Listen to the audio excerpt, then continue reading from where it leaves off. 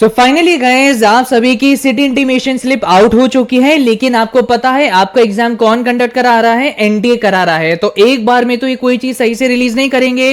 अब आप सभी को पासवर्ड इशू फेस करना पड़ रहा है। सबसे शॉकिंग चीज मेरे लिए ऐसी है कि कई ऐसे बच्चे हैं जिन्होंने जो सिटी सिलेक्ट करी भी नहीं थी, उस सिटी में उनका एग्जामिनेशन कंडक्ट करा जा रहा है जो बहुत दूर है। आप सभी का एक सवाल आ रहा है कि भैया मेरे सिटी इंटीमेशन स्लिप में शिफ्ट 1, शिफ्ट 2, शिफ्ट 3 लिख के आ रहा है, ये क्या है? और साथ ही साथ भैया स्लिप डाउनलोड ही नहीं हो रही है, तो कैसे डाउनलोड करें? ये सारे डाउट गाइस आज की इस वीडियो में मैं आपके आंसर करूंगा।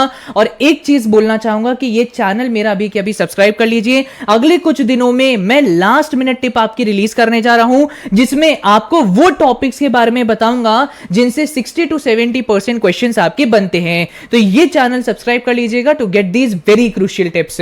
नाउ चलिए अब मैं आपको बताता हूं कि कैसे आप अपना सिटी इंटीमेशन स्लिप डाउनलोड कर सकते हैं। सबसे पहले तो आपका जो नोटिस एनटीए ने रिलीज किया है, उसी में ही इन्होंने ये लिंक आपको प्रोवाइड किया है। नाउ ये लिंक आपका इस्तेमाल किया जाएगा सिटी इंटीमेशन स्लिप डाउनलोड करने के लिए, लेकिन साथ ही साथ आप अपना एडमिट कार्ड भी आगे चल के इसी लिंक से ही डाउनलोड कर पाएंगे। नाउ आप सभी को ये प्रॉब्लम आ रही होगी कि जैसे मैं इस लिंक पे क्लिक करता हूं, सर्वर एरर लिख के आ जाता है, टेक्निकल इश्यू लिख के आ जाता है। तो इस चीज को मैं अच्छे से समझता हूं, बिकॉज मैं भी ये टेक्निकल बैकग्राउंड से बिलोंग करता हूं।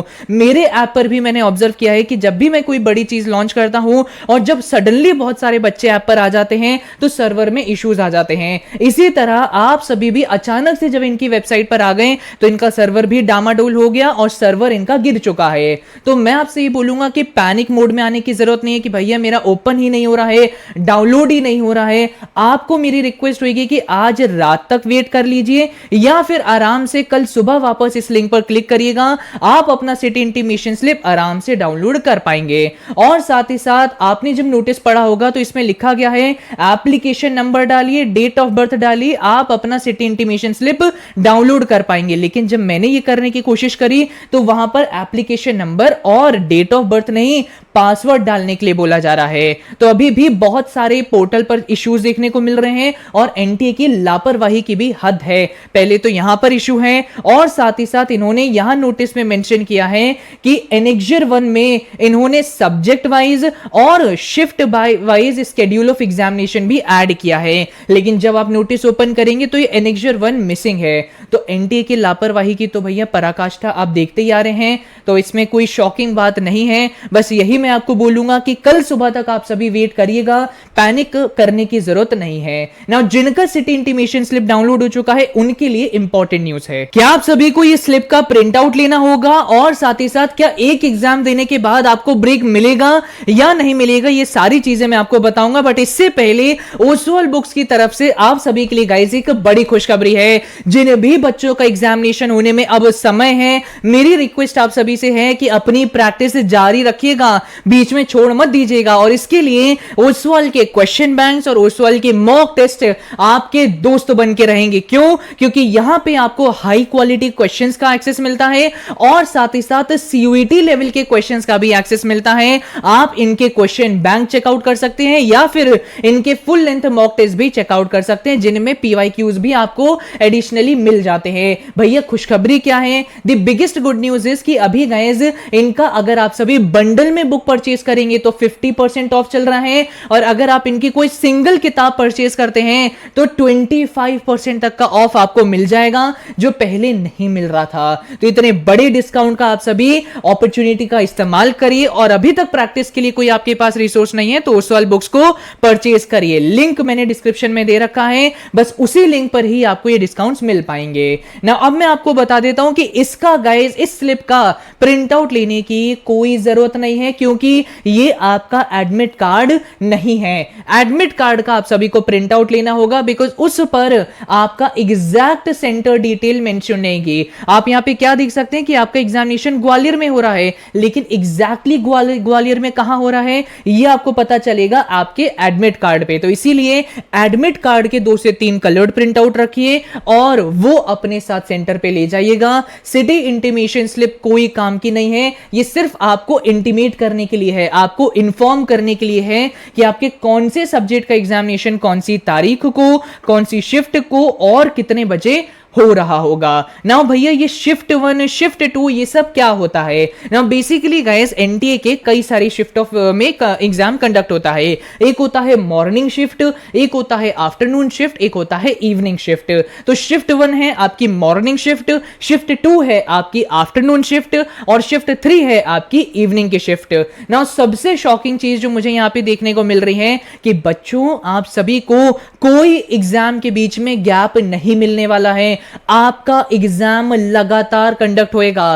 पहले ऐसे होता था कि 2 एग्जाम लगातार हो गए तो बीच में थोड़ा गैप मिल जाता था, लेकिन आप यहां पे क्लियरली लिखा हुआ देख सकते हैं कि आपका शिफ्ट 1 में 3 एग्जाम कंडक्ट होंगे, जैसे इंग्लिश, ज्योग्राफी, पॉलिटिकल साइंस। ये एक स्टूडेंट की स्लिप में आपको दिखा रहा हूं और ये शिफ्ट की टाइमिंग क्या है? 9 AM टू 12 PM, 3 घंटे का टाइम और इन 3 घंटे में 3 टेस्ट पेपर आपको सॉल्व करने पड़ेंगे। मतलब 9 से 10 आपका इंग्लिश का पेपर हो सकता है, 10 से 11 ज्योग्राफी का पेपर हो सकता है, 11 से 12 आपका पॉल साइंस का पेपर हो सकता है। तो इस बार इन्होंने कोई शिफ्ट ब्रेक, सेशन ब्रेक आपको नहीं दिया है। लगातार आपके एग्जामिनेशन इस बार कंडक्ट करवाए जाएंगे।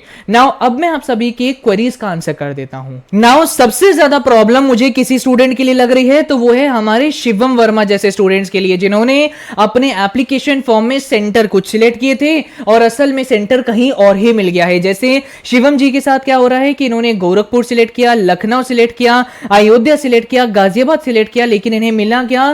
कानपुर मिला। जब मैंने ये 4 सेंटर से कानपुर का डिस्टेंस चेक किया तो पता चला भैया कानपुर तो बहुत ही ज्यादा दूर निकल रहा है। नाउ कानपुर भी इन्होंने लिख दिया है, लेकिन कानपुर बड़ा शहर है। एग्जैक्टली कौन से सेंटर में एग्जाम होएगा ये तो आपका 4 दिन पहले पता चलेगा। तो ऐसे में मेरा आपको कुछ सजेशन ये रहता है कि जब आपको एग्जाम के 4 दिन पहले एग्जाम सेंटर एग्जैक्टली पता चले तो उस समय पर आपको अचानक से तो ट्रेन का रिजर्वेशन नहीं मिल जाएगा। तो 3 उपाय आप अपना सकते हैं। या तो इमीडिएटली कोई कार करके आप ट्रैवल करिए, एक तो ये उपाय है, लेकिन इसमें आपका खर्चा ज्यादा लग जाएगा और थकावट भी बहुत हो जाएगी। सेकंड उपाय ये है कि भैया आप या तो फ्लाइट से जाइए अगर आप वेल्दी इनफ हैं, लेकिन अगर फ्लाइट और कार आपके पास इंतजाम नहीं हो पाता है तो ट्रेन के जनरल डिब्बे में आप सफर करिएगा। वहां पर भीड़ भड़क का जरूर होएगी, लेकिन आपको वहां पर अपनी सेंटर पहुंचने तक का जुगाड़ मिल जाएगा। या फिर मेरा आपको ये सजेशन होएगा कि अगर जिस सेंटर में, जिस सिटी में आपको एग्जाम कंडक्ट होने जा रहा है और अगर उस सिटी में आपका कोई रिलेटिव है तो कुछ दिनों के लिए आप अभी के अभी वहां पर शिफ्ट हो जाइए और वहीं पर अपना जो रिवीजन है, प्रिपरेशन है, उसको कंटिन्यू करिए, जिससे 4 दिन पहले जब आपको पता चलेगा अच्छा पर्टिकुलरली इस सेंटर में मेरा एग्जामिनेशन है, तो भागा दौड़ी नहीं होगी। आपके क्या पता रिलेटिव को भी उस सेंटर के बारे में पता हो और क्विकली आप अपने सेंटर तक पहुंच पाएंगे। तो ये कुछ सजेशन मैं आपको यहां पे जरूर देना चाहूंगा, बिकॉज लास्ट मिनट में कई बार बच्चों के साथ सडनली बहुत भागा दौड़ी हो जाती है। सेकंड, कई सारे हमारे ऐसे भी स्टूडेंट्स हैं जिनके एग्जामिनेशन एक तो 14 मई को होने जा रहा है और दूसरा एग्जामिनेशन बहुत लेट, दैट इज 3 जून को होने वाला है। तो सभी स्टूडेंट्स का ये क्वेश्चन है कि भैया ये बीच में जो हमें इतना बड़ा गैप मिलेगा इसमें मुझे क्या करना चाहिए और मेरी क्या स्ट्रैटेजी रहनी चाहिए। अगर आप में से स्टूडेंट्स गैप डे स्ट्रैटेजी भी चाहते हैं तो मुझे कमेंट सेक्शन में जरूर बताइएगा। मैं एक गैप डे स्ट्रैटेजी करके भी आपके लिए जरूर लाऊंगा, जिसमें यह बताऊंगा कि आपको कैसे प्रिपरेशन करनी चाहिए जो आपको बीच में टाइम मिलता है। और साथ ही साथ ये भी मेरा रिकमेंडेशन है कि जिनका एग्जामिनेशन दूर होने वाला है, सॉरी दूर नहीं, देर से होने वाला है, दैट इज 23 मई, 29 मई, 3 जून को, तो बिल्कुल रिलैक्स मत बैठ जाना कि हाँ अब तो आराम से नेटफ्लिक्स देखेंगे, मजे करेंगे, घूमने फिरने जाएंगे। देखो ऑनेस्टली टेलिंग यू, ये चीज मेरे 1-2 दोस्त के साथ हो रखी थी असली सीयूटी के टाइम, क्योंकि हमारा एग्जाम भी 2-3 बार पोस्टपोन हुआ था ना। उन्होंने क्या किया कि वो भैया चले गए घूमने इधर उधर और समय बर्बाद किया, और फिर क्या हुआ, एग्जाम के फिर 2-3 दिन पहले भगवान से प्रार्थना कर रहे थे कि यार काश फिर से पोस्टपोन हो जाए। तो ये स्थिति आपके साथ ना हो, इसीलिए मैं बोलूंगा अभी घूमने फिरने मत जाओ। जब आपका एग्जामिनेशन होएगा उसका वेट करो और अभी से ही प्रिपरेशन जैसी चल रही थी उसे और कंटिन्यू करो। और एग्रेसिवली कंटिन्यू करो और ज्यादा मॉक टेस्ट सॉल्व करो। और साथ ही साथ हमारे कई सारे रोहित जायसवाल जैसे भी स्टूडेंट्स हैं जिनके एग्जामिनेशन से क्लैश हो रहे हैं, जैसे इनका आईपी मैट का एग्जाम 12th को है और सीयूटी का एग्जामिनेशन 13th एंड 14th को है, और साथ ही साथ सिटीज के बीच में भी दूरी बहुत ज्यादा है। नो सबसे पहले जितने भी हमारे रोहित जैसे स्टूडेंट्स हैं, आपको मैं बोलूंगा अभी भी आप लकी हैं। कई बार स्टूडेंट्स के साथ ऐसे हो जाता है कि आईपी मैट और सीयूटी का एग्जामिनेशन बिल्कुल सेम डेट पे हो रहा है, मतलब सीयूटी का एग्जाम भी 13 तारीख को और आईपी मैट का एग्जाम भी 13 तारीख को। लेकिन यहां पर आप थोड़े से लकी हैं कि यहां पे थोड़ा सा बीच में गैप आपको देखने को मिल रहा है। मेरा आपको यहां पे पहले तो रिकमेंडेशन होएगा कि यहां जैसे आपने लिखा है 1 साल का ड्रॉप आपने ले रखा है,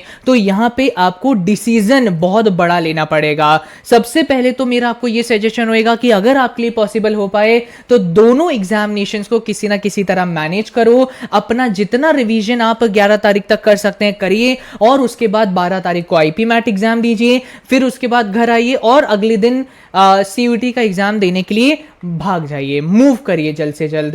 बीच में रिवीजन प्रिपरेशन का मत सोचिएगा कि यार आईपी मैट का एग्जाम 12 तारीख को दे के आऊंगा फिर 13 तारीख के लिए मैं रिवाइज करूंगा, ये सब करने की जरूरत नहीं है। 12 तारीख को आईपी मैट एग्जाम दो, घर आओ, सो अगले दिन उठो और अगले 2 दिन में सीयूटी का एग्जाम दे के आओ। मेरा आपको ये सजेशन होएगा। लेकिन अगर आपके लिए तब भी पॉसिबल नहीं हो पाए तो यहां पे अब आपको इन दोनों में से कोई एक चूज करने पड़ेंगे, या तो आईपी मैट दो या फिर आप सीयूटी का एग्जामिनेशन दो। ना ये डिसीजन अब आपके ऊपर है। अगर आप एक कॉमर्स स्टूडेंट हैं तो मैं बोलूंगा सीयूटी में भी आपको अच्छी प्लेसमेंट मिल सकती है, क्योंकि सीयूटी के through SRCC, SGG, SCC, Ramjas, Hansraj ऐसे टॉप कॉलेजेस में एडमिशन मिल सकता है जहां प्लेसमेंट अच्छे मिलते हैं। और साथ ही साथ अगर आईपी मैट में आपका एडमिशन हो जाता है तो आईआईएम में अगर आप बीबीए करेंगे तो वहां पर भी तगड़ी प्लेसमेंट्स आपको मिल जाती हैं। So it is totally up to you. यहां पर अब आपको डिसीजन लेना है कि आपने ड्रॉप किस चीज के लिए लिया है। अगर आपने ड्रॉप आईपी मैट के लिए लिया तो बेटर है आईपी मैट ही दो, और अगर आपने ड्रॉप सीयूटी के लिए लिया है तो आप सीयूटी ही दो। तो ये सजेशंस मुझे आप सभी को देने थे। आई होप इस वीडियो में आपको बहुत बेनिफिट मिला होगा। प्लीज चैनल सब्सक्राइब कर लीजिएगा to get these last minute tips, जिसमें मैं आपको बताऊंगा ऐसे 60 to 70% टॉपिक्स के बारे में जहां से बहुत ज्यादा क्वेश्चंस आपके बनते हैं। So don't forget to subscribe this channel, and link मैंने डिस्क्रिप्शन में दे दिया है जहां पे 50% डिस्काउंट आपको ओसवाल बुक्स में मिल जाएगा। I hope this video helped you. Thank you and all the very best.